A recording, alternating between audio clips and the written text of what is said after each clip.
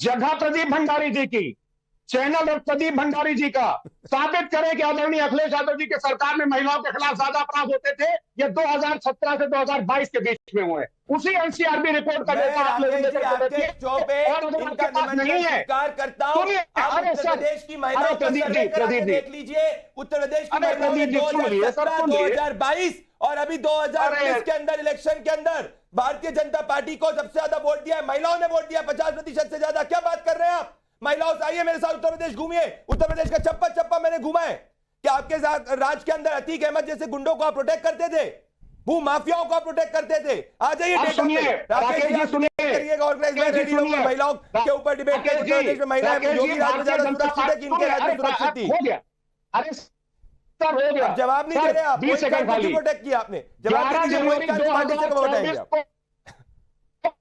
Frontline ने खबर छपी थी, सुनिए, अरे सुनिए सर, मोहित खान पे तो नहीं बोले ना सर, सुन लीजिए भाई साहब, मोहित खान पे नहीं बोल रहे। 2024 को फ्रंट लाइन में खबर छपी थी, उस खबर के हिसाब से सुनिए। अब नहीं बोलने देंगे आप, अब इसलिए नहीं बोलने देंगे कि भारतीय जनता पार्टी को मैं एक्सपोज करने जा रहा हूं। नेता जाहिद में फ्रंट लाइन की 11 जनवरी 2024 की खबर के हिसाब से 2012 से लेकर के 2016 जिसके तस्करी की एफआईआर हुई है। अभी मैं 200 फोटो दिखा दूंगा, ऐसे परेशान मत होइए। खोलिए एक मिनट, खोलिए ओपन चैलेंज, बताइए हमारे किस शीर्ष नेता ने एक रेपिस्ट को प्रोटेक्ट किया? खोलिए, चैलेंज करिए। किसने डीएनए टेस्ट की बात करी? किसने डीएनए टेस्ट की बात करी?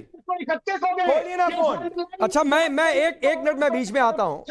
सुनिए किदवाई साहब, आपके चैलेंज को प्रदीप भंडारी ने एक्सेप्ट कर लिया है। आपने एक बात कही थी कि प्रदीप भंडारी का चैनल, तो प्रदीप भंडारी पार्टी में किसी चैनल में नहीं है, तो सर आप लोग किसी सार्वजनिक जगह को तय कर लीजिएगा या फिर किसी चैनल में एक दिन साथ आ जाइएगा, तो उस दिन डिबेट वहां पर हो जाएगी।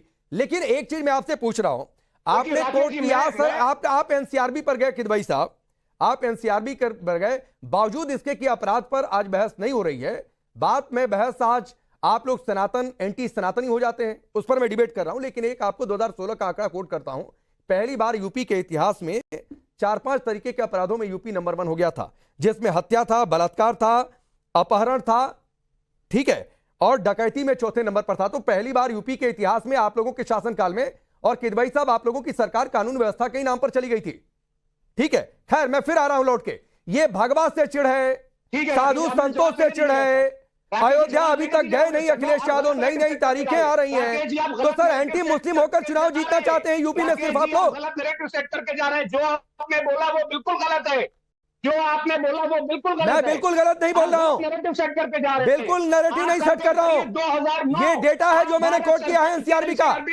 और चैलेंज दे रहा हूं कि आप गलत साबित करिए इसे। चैलेंज दे रहा हूं कि भाई साहब गलत साबित करिए आप इसे। 699 मर्डर हुए थे उत्तर प्रदेश के अंदर 45 दिन में। जून 12, 2012 टाइम्स ऑफ इंडिया की रिपोर्ट है। 45 दिन में उनके शासन में 699 मर्डर हुए थे, जिसमें सबसे ज्यादा उत्पीड़ित महिलाएं थी। ये एंटी हिंदू पे जवाब नहीं दे सकते और गोलकोश करे उसको नंबर 1 है महिलाओं के खिलाफ हो रहे अपराध में। मैं तो चैलेंज करता हूं, आपकी तरफ तो चैलेंज करता हूं। नहीं, मैं फिर आ रहा हूं। अरे सुनिए, अभी अपराध पर किदवाई साहब मैंने फिर कह दिया, आपने एक बात की तो मैंने एक आंकड़ा कोट कर दिया सर। मैं ये कह तो रहा हूं ना, कभी आप योगी के कपड़े देखते हैं, कभी आपकी पार्टी के नेता मठ पर बुलडोजर चलवाने की बात कह देते हैं, कभी अयोध्या की जिक्र आ जाती है। तो सर इतनी दिक्कत क्या है कि आपने मानकर बैठा है कि हिंदू को जातियों में बांटकर जो थोड़ा वोट मिल जाएगा, मुस्लिम का पूरा वोट चाहिए? इतनी दिक्कत सनातन से, साधु संतों से, मठों से? प्रॉब्लम यही है राकेश जी, प्रॉब्लम यही है कि दलितों को, वंचितों को और बहुजन समाज को उसका अधिकार नहीं देना चाहते। रेप हुआ राकेश जी, क्या वो दलित, क्या वो वंचित समाज से नहीं आती थी? मोहित खान कौन था? क्या बात कर रहे हैं वंचितों की? भारतीय जनता पार्टी देश के 90% बहुजनों को नेशनल रिसोर्सेज से बाहर रखना चाहती है।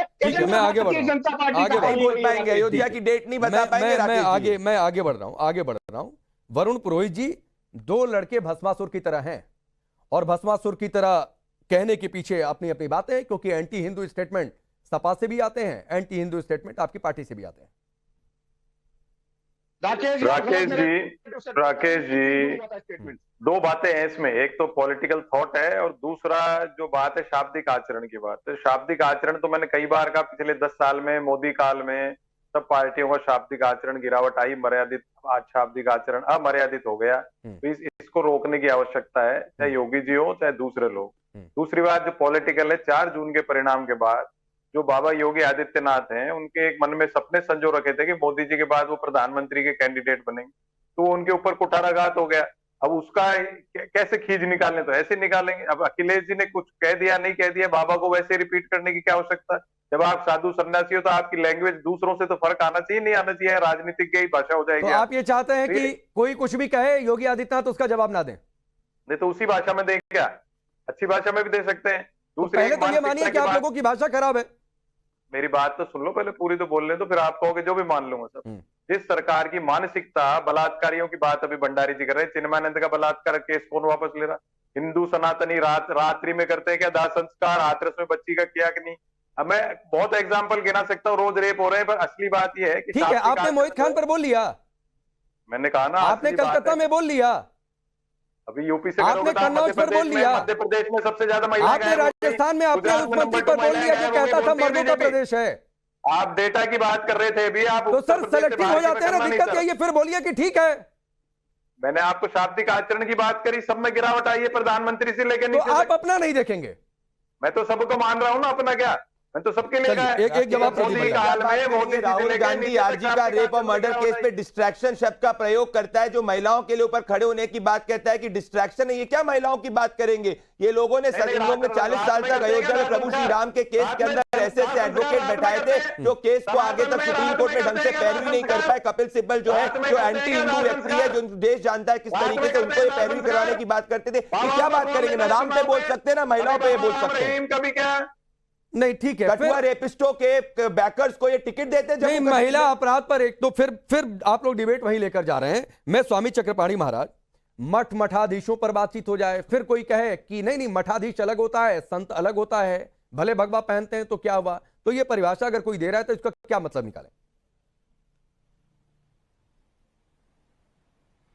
नहीं देखिए जी, ये तो ऐसा पूरे देश और दुनिया देख रहा है कि जिस प्रकार से जब से प्रधानमंत्री मोदी जी प्रधानमंत्री बने हैं, और स्वाभाविक है कोई न कोई आता है प्रधानमंत्री बनता है, कभी सत्ता पक्ष आती है, फिर विपक्ष आता है, लेकिन उसके बाद जिस तरीके से विपक्ष एक हताशा की स्थिति में है, पूरा विपक्ष, चाहे दक्षिण से स्टालिन ले लीजिए, चाहे बिहार से जो वो थे, वो जो रामायण पे और भगवान राम पे टिप्पणी करने वाले थे, चाहे इसके बाद इनके सपा की पार्टी के स्वामी प्रसाद मौर्य थे, अब माननीय अखिलेश यादव जी, यानी कि सभी मिलकर के हर बात पे, यानी मोदी जी से लड़ाई है, योगी जी से लड़ाई है, बीजेपी से लड़ाई है, और आ जाते हैं सनातन पे, आ जाते हैं मठ और मठाधीश पे, आ जाते हैं हमेशा मंदिर पे, आ जाते हैं रामचरितमानस और भगवान राम पे।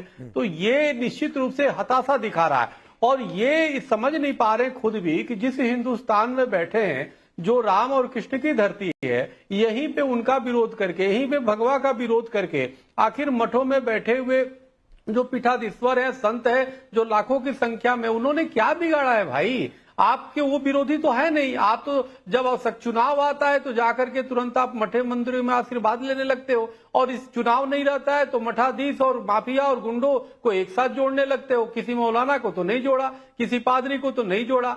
तो कहने का मेरा मतलब है कि अत्यंत निचले गिरता हुआ स्तर है, जो अभी माननीय कांग्रेस के प्रवक्ता बोल रहे हैं कि स्तर गिरा है, तो ये विपक्ष का स्तर गिरा है, और विपक्ष गिरता जा रहा है, गिरता जा रहा है। और ठीक है, मैं इस पर फरहाद किदवई से जवाब लेता हूं, लेकिन अतिकुर रहमान जी करता है जो बातें हैं, कोई साधु संतों को कुछ बोल दे, सनातन पर गाली दे दे, कोई गणेश पांडाल पर पथराव कर दे, कहीं कुछ हो जाए, तो इससे एक खास वर्ग का, मैं सीधे पूछता हूं, मुस्लिम वोट बैंक का सेंटिमेंट सेटिस्फाई होता है क्या? क्योंकि ये भ्रम तो है विपक्ष को, क्योंकि बार बार इस तरीके के स्टेटमेंट आते हैं।